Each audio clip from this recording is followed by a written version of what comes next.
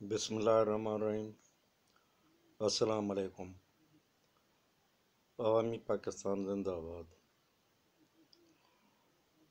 لو جی، پاکستان میں بادشاہتیں قائم ہو گئیں اور ہم عوام 5 سال ان بادشاہوں کے نیچے رعیت بن کر زندگی گزارنے کے لیے تیار رہے ہیں۔ پاکستان میں گزشتہ 50 60 70 سالوں سے بادشاہتیں ہی قائم ہو گئی ہیں۔ اس کو کوئی جمہوری نظام یا جمہوریت نہیں کہا جا سکتا۔ بھٹو خاندان اور شریف خاندان نے پاکستان میں اپنی بادشاہتیں قائم کر لی ہے۔ پہلے تو وہ بے نظیر اور نواز شریف باری باریاں حکومت کرتے تھے، مگر اب تو انہوں نے پاکستان کو بندر بانٹ کر دیا ہے۔ پنجاب ہمیشہ کے لیے شریف خاندان کے حوالے کر دیا گیا ہے اور سندھ ہمیشہ کے لیے بھٹو خاندان کے حوالے کر دیا گیا ہے۔ تو اس فارمولے کے تحت الیکشن 2024 میں پنجاب میں شریف خاندان کی بادشاہت قائم کر دی گئی ہے اور سندھ میں جو گزشتہ 20 سالوں سے مسلسل پی پی کی حکومت چلتی آ رہی ہے، اس کی بادشاہت قائم کر دی گئی ہے اور دونوں بادشاہوں نے اپنے اپنے مفتوحہ علاقوں میں حلف اٹھا لیے ہیں۔ پنجاب میں مہارانی مریم نواز صاحبہ نے بڑے تمطراق سے پورے خاندان کو اپنے حلف میں بٹھا کر، اور ایک طرف اس کا باپ بیٹھا ہوا تھا اور دوسرا طرف اس کا چچا بیٹھا ہوا تھا اور گیلریوں میں اس کے پورے خاندان بیٹھے ہوئے تھے، حلف لیا اور پھر وہ جو تقریر کی اس میں اپنی محترمہ والدہ مرحومہ کی تصویر رکھ کر وہ تقریر کی۔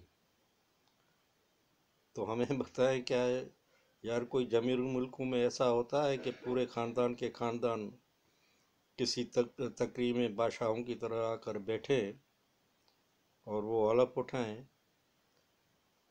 تو یہ ہم غریبوں کے لیے پیغام ہے کہ آپ جو لوگ ہیں وہ کیڑے مکوڑے ہیں، اصل حکمران ہم ہیں اور ہم جس طرح چاہیں آپ پر حکمرانی کریں گے، مگر اس مرتبہ تو حد ہو گئی کہ کسی قانون کسی آئین کو سامنے نہیں رکھا گیا اور مگر اپنی منمانی کے طور پر نواز شریف اور شہباز شریف کو دونوں طرف بٹھا کر حلف لیا گیا۔ تو یہ تو پوری انہوں نے دکھائی ہے کہ ہماری بادشاہت ہے اور ہم لوگ جس طرح چاہیں، ہم کسی قانون کا کسی آئین کی پرواہ نہیں کرتے، ہم جس طرح چاہیں حکومت کریں گے۔ کس قانون میں یا کس آئین میں لکھا ہوا ہے کہ جب کوئی وزیر اعلیٰ یا وزیر اعظم حلف لے تو وہ اپنے آس پاس یا ایک طرف اور دوسری طرف اپنے باپ اور بھائی چاچا کو بٹھا کر وہ حلف لے؟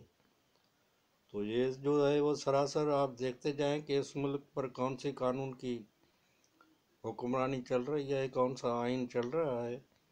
اس ملک میں یوں سمجھیں کہ ایک بادشاہتی قائم ہو گئی ہے اور وہ سندھ میں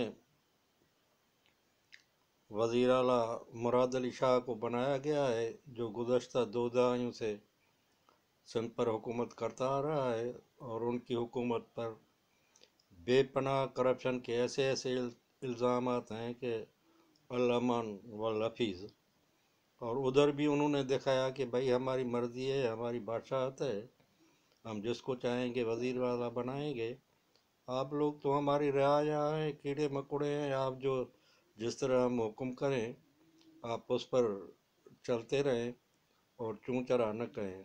تو یہ ہے پاکستان کا جمہوری نظام جس میں ہم لوگ جی رہے ہیں اور جا کر ان جمہوروں کو ووٹ دے کر بادشاہت کے تخت پر بٹھاتے ہیں۔ تو یہ کوئی جمہوری نظام نہیں ہے، مگر یہ ایک یوں سمجھیں کہ بادشاہت ہے، گنڈا گردی ہے۔ ان لوگوں نے اپنے علاقوں کے بڑے بڑے لوگوں کو اور طاقتور لوگوں کو اپنے ساتھ ملا لیا ہے اور ان کے زور پر ووٹ لیتے ہیں۔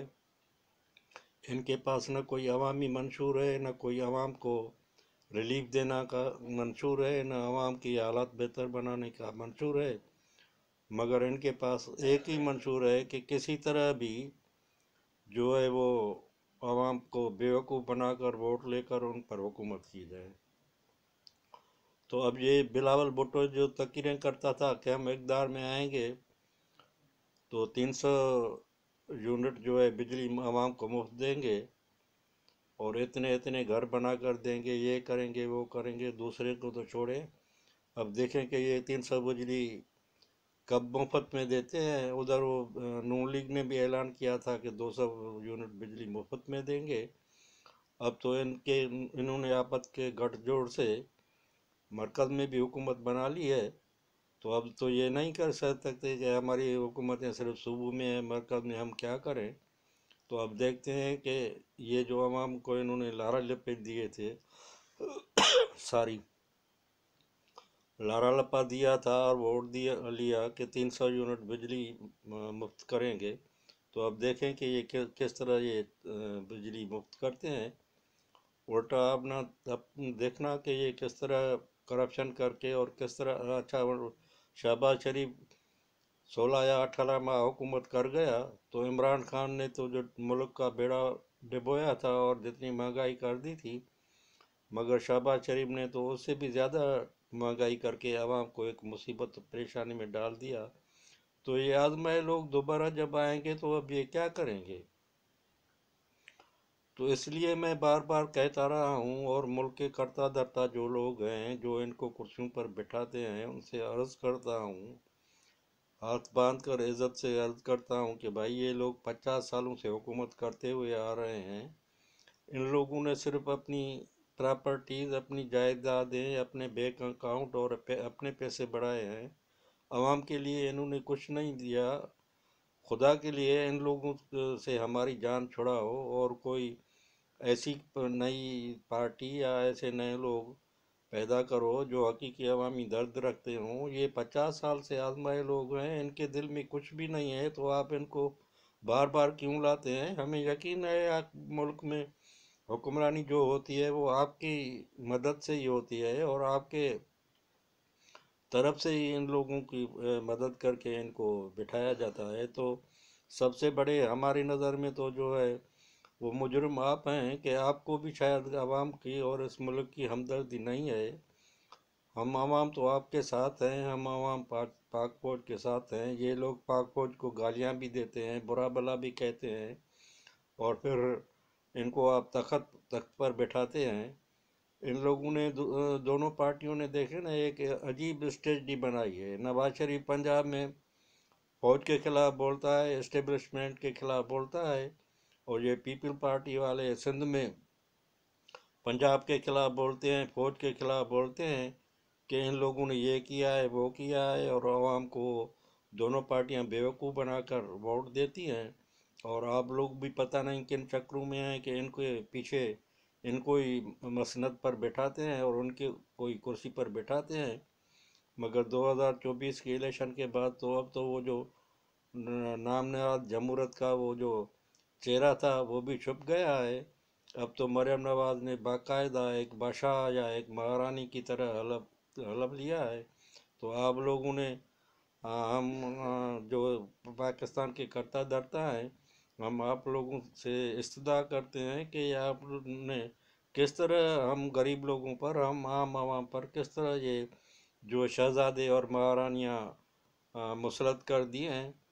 وہ بلاول بھٹو اور زرداری کھلم کھلا ادھر الیکشن میں تقریریں کر رہے تھے کہ اگر ہم کو اقتدار نہیں ملا تو ہم پنجاب کا راستہ بند کر دیں گے۔ بلاول کہتا تھا کہ اقتدار نہیں ملا تو دوسرا بنگلہ دیش بن جائے گا۔ تو شاید آپ لوگوں کو کوئی ہوش کے ناخن نہیں ہیں کہ ان لوگوں سے جان نہیں چھڑاتے، ہم غریب عوام کی جان بھی نہیں چھڑاتے، پاکستان کی جان بھی نہیں چھڑاتے، مگر بار بار ان لوگوں کو مسلط کرتے ہیں۔